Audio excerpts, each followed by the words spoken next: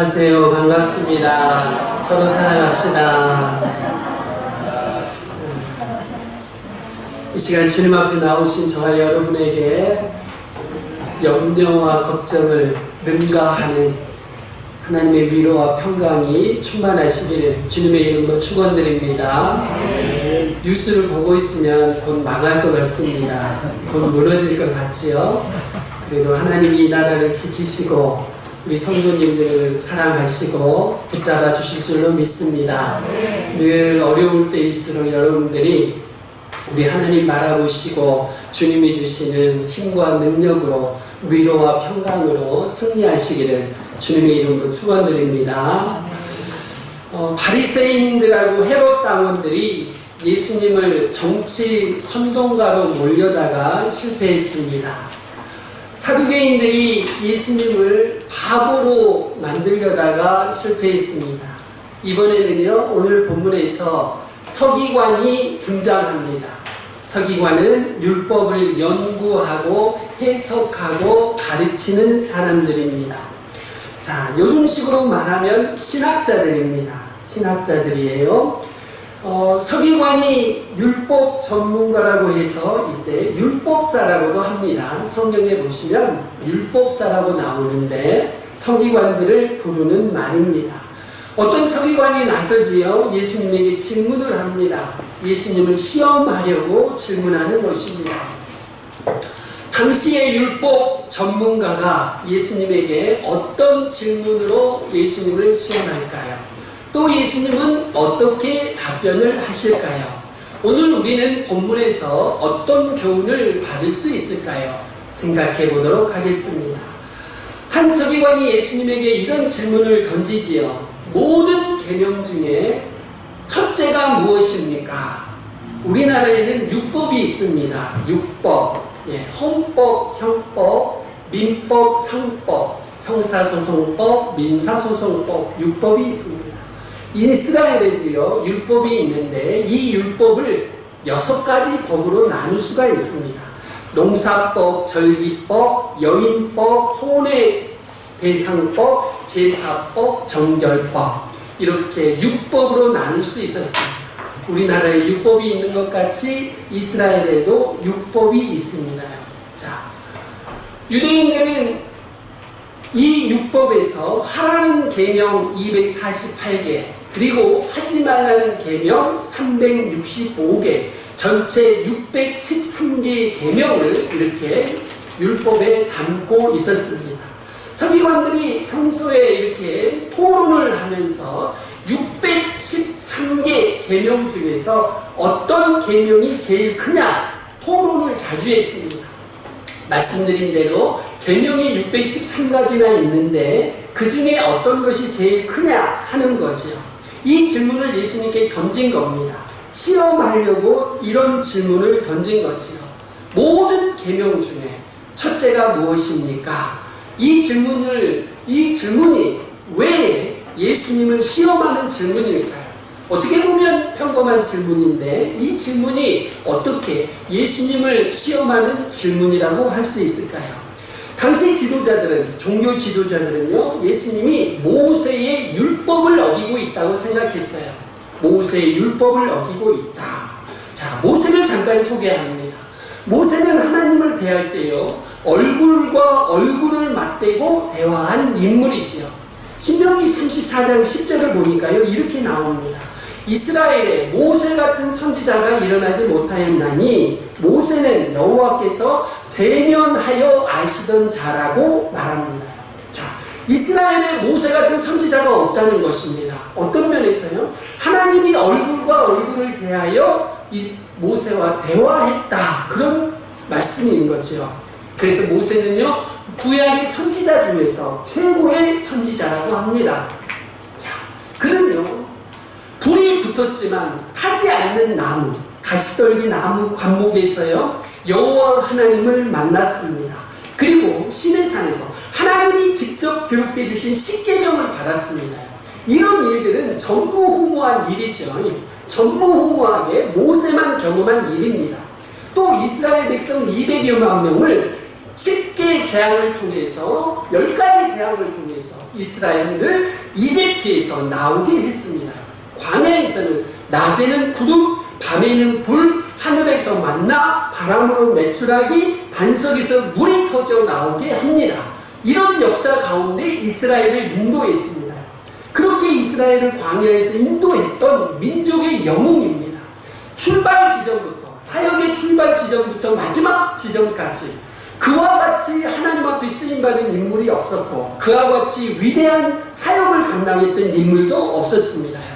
그런데 예수님이 만약에 이런 모세의 율법, 하나님이 모세에게 주신 율법, 모세를 통해서 이스라엘에게 주신 율법을 어긴다면 그것은 곧 하나님을 거스르는 것이었습니다. 동시에 모세가 이스라엘의 지도자이기 때문에 민족의 법과 민족의 정신을 거스르는 것이 됩니다. 서기관이 질문을 던졌을 때에 예수님이 잘못 대답을 하면 어떻게 될까요? 그것은 곧 하나님과 이스라엘 민족의 역적이 되는 상황이었습니다. 서기관이 모든 계명 중에 첫째가 무엇입니까? 이 질문을 던진 것은 이런 의미에서 예수님을 함정에 빠뜨리려는 것이었습니다. 서기관이 이렇게 질문하니까 예수님은 어떤 대답을 하셨을까요? 예수님은 모세 오경의 신명기 말씀을 인용하면서 답변하십니다. 자, 서기관이 모세의 율법을 들고 나옵니다. 그러니까 예수님은요, 모세의 율법 중에서 핵심이라고 할 수 있는 신명기 말씀을 들고 대답을 하시는 거예요. 모세의 율법으로 딴지를 거니까 예수님은 답변하실 때 모세의 율법으로 돌아가시는 겁니다. 그렇게 해서 확실하게 대답을 하시려고 하시는 것입니다. 자, 신명기 말씀을 인용하면서 답변을 하셔요. 신명기는 모세가 만나 세대에게 율법을 다시 해설해주는 책입니다. 자, 만나 세대는 이집트, 애굽에서 어린아이로 나왔거나 아니면 광야에서 태어난 다음 세대입니다. 다음 세대에게 율법을 설명해주는 책이 바로 신명기거든요. 신명기라는 단어의 뜻은 두 번째의 율법이라는 뜻입니다. 두 번째의 율법, 다시 말해서 율법을 다시 해설해주는 율법서라는 뜻이지요. 예수님은 자신이 모세의 율법을 어기고 있다고 오해하는 서기관들에게 답변을 줄 때에 모세의 핵심적인 율법서인 신명기를 들어서 답변을 하십니다. 율법의 핵심인 신명기 말씀 중에서도 가장 핵심적인 말씀이 하나 있는데 신명기 6장 4절 5절 말씀입니다.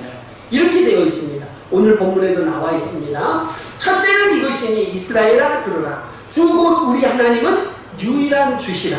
내 마음을 다하고 목숨을 다하고 뜻을 다하고 힘을 다하여 주 너의 하나님을 사랑하라 하신 것이요. 이 신명기 6장 4절과 5절 말씀은 쉐마라고 합니다. 그래서요, 지금도 유대인들이 아침 저녁으로 암송하는 구절입니다. 히브리어 원문을 보니까 쉐마 이스라엘로 시작합니다. 그래서 쉐마라고 부릅니다. 쉐마라는 단어는 들으라는 뜻입니다. 들어라 이스라엘아 하고 시작합니다. 여호와 하나님은 온 우주와 인류의 유일한 주인이시다. 그러니 여호와 하나님을 사랑하라. 이것이 쉐마 말씀입니다. 하나님을 사랑하되어 겉으로만 사랑하지 말고 마음으로 진정으로 사랑하라고 합니다. 하나님을 사랑하되 부분적으로만 사랑하지 말고, 그렇죠? 부분적으로만 사랑하지 말고 온 마음과 온 몸으로 전심전력 전인격으로 하나님을 사랑하라고 합니다. 여러분, 우리가 하나님을 사랑하면서도요, 다른 것을 하나님처럼 사랑하면 안 됩니다. 여호와 하나님을 일편단심 전심전력 사랑하라는 것이지요. 여러분, 하나님 외에 다른 것을 하나님처럼 최고의 위치에 올려놓고 사랑하는 것은 무엇일까요? 그것은 바로 우상 숭배입니다. 우상 숭배. 여러분, 우상은 형상으로 만든 것도 있고요, 형상으로 만들지 않은 것도 있습니다.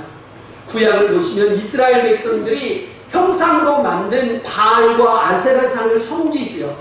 그러면서 하나님의 질투를 받고 결국은 망하지 않던가요? 오늘 이 시대는 어떻습니까? 지금 우리는 형상으로 만든 우상을 섬기지는 않는 것 같습니다. 그런데 하나님보다 혹은 하나님처럼 자식이나 돈이나 지위나 권력이나 쾌락이나 여가를 사랑하고 계신다면 그것이 곧 하나님 앞에 우상 숭배입니다. 여러분, 하나님은 우리를 위해서 자신의 외아들을 십자가에 내어주시기까지 우리를 사랑하셨습니다. 하나님이 우리를 사랑하실 때 부분적으로 조금만 약간 이렇게 사랑하신 게 아니었어요. 하나님이 우리를 사랑하실 때는 최고의 사랑을 주셨고 전부의 사랑을 우리에게 주셨습니다. 그렇게 사랑하셨고 지금도 그렇게 사랑하시고 앞으로도 그렇게 사랑하실 것입니다. 하나님은 우리에게 전심전력의 사랑, 최고의 사랑, 전부의 사랑을 우리에게 주셨습니다. 그리고 이제 우리에게 요구하시는 거예요. 우리에게 사랑을 요구하시는데 약간의 사랑, 조금의 사랑, 적당히 하는 사랑, 그런 사랑을 요구하시는 게 아니고 하나님은 우리에게 우리의 모든 것으로 하는 사랑, 그 사랑을 요구하고 계시는 거죠. 하나님과 우리와의 관계는 마치 남편과 아내의 관계와 같습니다. 여러분, 남편이 자기 외에 다른 여자를 사랑한다? 남편이 나 외에 다른 여자를 사랑한다? 이것을 견뎌낼 여자가, 아내가 누가 있겠습니까요? 나를 사랑한다고 하면서 다른 여자도 사랑한다? 이것을 견뎌낼 아내가 누가 있겠습니까요? 아내가 나 외에 다른 남자를 사랑한다? 이것을 견뎌낼 남자가 누가 있겠습니까요? 나를 사랑한다고 하면서 다른 남자도 사랑하고 있다? 이것을 견뎌낼 남편이 과연 누가 있겠습니까요? 이것은 배타적인 사랑입니다.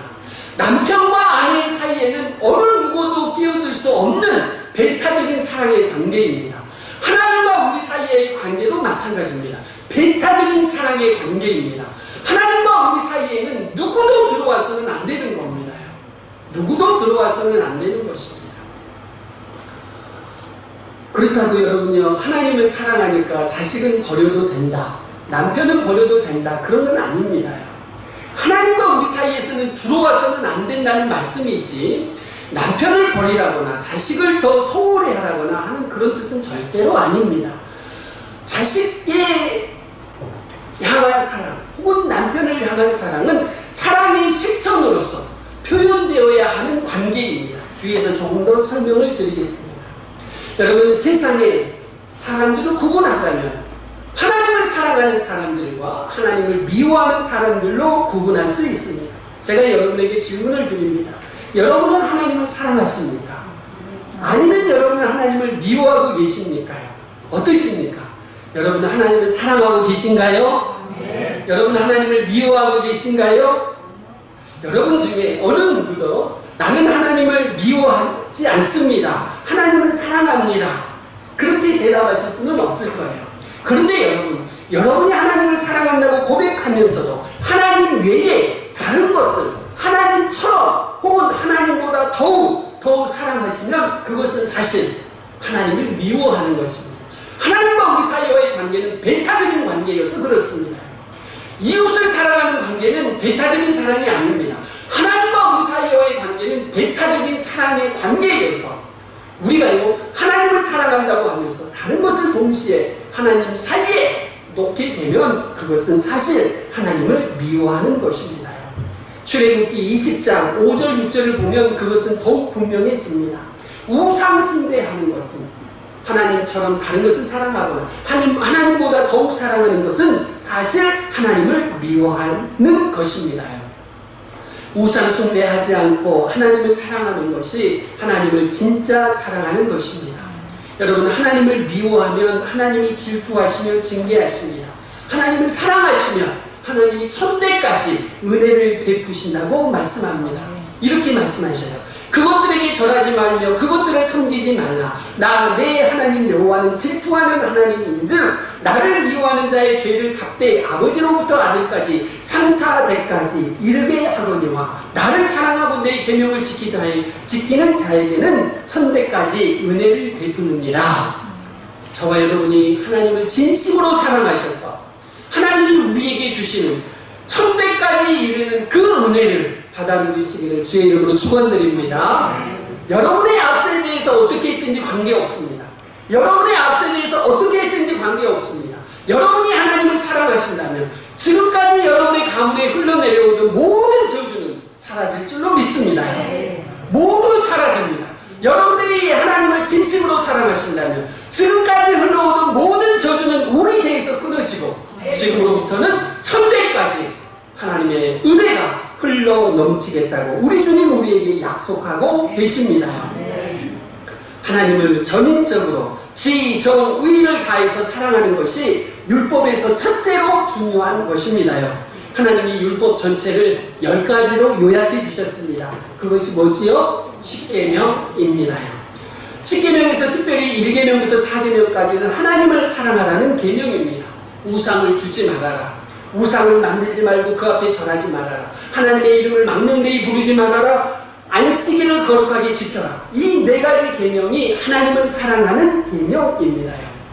예수님은 모세율법에서 첫째로 중요한 것이 하나님을 전심전력 사랑하는 것이라고 답변하십니다. 또 이어서 답변을 하시지요. 둘째는 이것이니 내 이웃을 내 자신과 같이 사랑하라 하신 것이라 말씀하십니다. 여러분, 예수님이 앞에서 하나님을 사랑하라는 것은 모세율법의 신명기 6장 4절 5절 말씀에서 이끌어내셨습니다. 그리고 이번에는 사람을 사랑하라는 계명은 역시 모세 율법의 레위기 말씀에서 19장 18절에서 이끌어내십니다. 레위기 19장 18절 말씀입니다. 원수를 갚지 말며 동포를 원망하지 말며 내 이웃 사랑하기를 내 자신과 같이 사랑하라. 이 레위기 19장에 있는 말씀을 예수님이 지금 사용하고 계십니다. 미국의 100m 선수 중에 칼 루이스라는 선수가 있는데요. 1984년에 올림픽에서 100m 금메달을 땄습니다. 얼마나 값진 메달이겠습니까? 그런데 아버지가 돌아가셨어요. 루이스가 아버지가 돌아가셔서 자기 장례식에서요. 아버지 장례식장에서 돌아가신 아버지 손에다가 그 금메달을 쥐어드렸습니다. 그렇게 이제 아버지에게 드렸습니다. 어머니가 옆에서 보고 있다 깜짝 놀랐습니다. 그냥 관 속에 들어가서 묻힐 것 아니겠습니까? 그때 루이스가 어머니 걱정하지 마십시오. 금메달은 또 따면 돼요. 하고 이렇게 드렸습니다. 그가 1988년 서울 올림픽 100m 결승전에 나갔습니다. 당시에 세계에서 세계 기록을 보유하고 있는 캐나다 선수 벤 존슨이라는 선수가 있었어요. 이 루이스가 벤 존슨과 경쟁을 하게 됐습니다. 둘이 열심히 달립니다. 뭐 다른 선수도 있었지만 둘이서 1, 2등을 합니다. 100m 절반쯤 달렸는데요. 루이스는 존슨에게 약 1.5m 뒤떨어져 있습니다. 열심히 달렸습니다. 20m 정도 남겨주었는데요. 루이스는 여전히 2등입니다. 벤 존슨이 앞에서 1.5m 정도 앞에서 달려가고 있습니다. 이제는 1.5m가 남았고 뒤에 쳐져 있고요. 20m가 남아있으니까 뒤집기는 현실적으로 불가능한 상황입니다. 2등이 거의 확정적이죠. 금메달을 딸 가능성은 거의 없습니다. 벤 존슨이 자기보다 앞서 나가면서 결승선을 터치했습니다. 그러면서 뒤를 돌아다 보면서 오른손을 번쩍 들어서 올리는 겁니다. 루이스에게 이제 보여주는 거죠. 루이스는 그때 이 벤 존슨의 근육이 튀어오르는 것과 존슨의 근육이 이렇게 손을 올릴 때 튀어오르는 것과 그의 눈빛이 누런 것을 발견합니다. 순간 존슨은 이 루이스가 직감합니다. 저 선수가 약물을 복용했구나 하는 것을 직감했다고 해요. 자, 경기가 끝나고 나서 둘이 1, 2등 했습니다. 루이스는 2등 했고요. 벤 존슨이 1등을 했습니다. 이제 떠나려고 하는 순간인데요. 방송이 나옵니다. 1등 했던 벤 존슨이 스테로이드라는 약물에 양성 반응이, 플러스 반응이 나왔습니다. 그 방송이 나오면서 금메달이 벤 존슨의 목에서 루이스의 목으로 넘어가게 되었습니다. 이제 루이스는 2등인 줄 알았지만 1등이 약물 복용을 해서 결국 금메달을 따게 되었습니다. 루이스는 돌아가신 아버지에게 금메달을 바쳤습니다. 그것이 얼마나 아름다운 모습입니다. 그리고 이제 어머니에게 약속했던 또 하나의 금메달을 땄습니다. 이건 역시 아름다운 모습입니다. 자기에게 소중한 메달을 부모님에게 이렇게 드리는 그 사랑의 모습을 보면서 많은 사람들이 정말로 칭찬을 많이 했다고 합니다. 여러분, 우리가 우리 사이에 있는 사랑 얼마나 아름답습니까?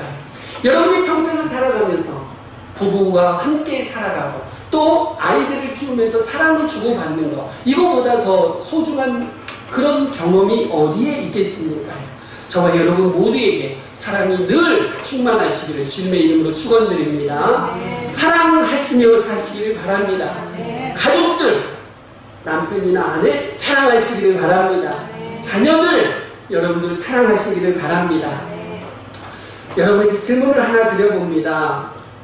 여러분은 오늘 아침에 누구의 옷을 입혀주셨습니까? 한번 생각해 보십시오. 누구 머리를 빗겨주셨습니까? 누구 머리 빗겨주셨습니까? 누구의 이를 닦아주셨습니까? 누구에게 신발을 신겨주셨습니까? 누구에게 밥을 먹여주셨습니까? 대답은 누구지요? 여러분 자신이실 겁니다. 여러분, 우리는 누가 시키지 않아도, 사랑하라고 말하지 않아도 너무나도 자연스럽게 우리 자신을 사랑하며 살아갑니다. 하나님은요, 우리가 옆에 있는 이웃도 내 자신처럼 사랑하라고 명령하고 계십니다. 자, 하나님을 사랑하는데 가장 큰 장애물 앞에서 소개해드렸습니다. 우상숭배지요. 이웃을 사랑하는데 가장 큰 장애물이 있습니다. 그것이 뭘까요? 그것은 이기주의입니다. 이기주의. 자기만 사랑하고 자기와 관련된 가족만 사랑하는 것이 이기주의입니다.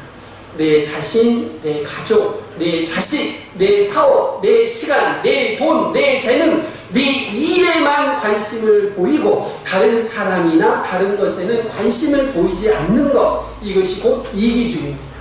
사람을 만나는데 너라는 인격체로 만나지 않고요, 그것이라는 물건으로, 수단으로 만나는 것이 이기주의입니다.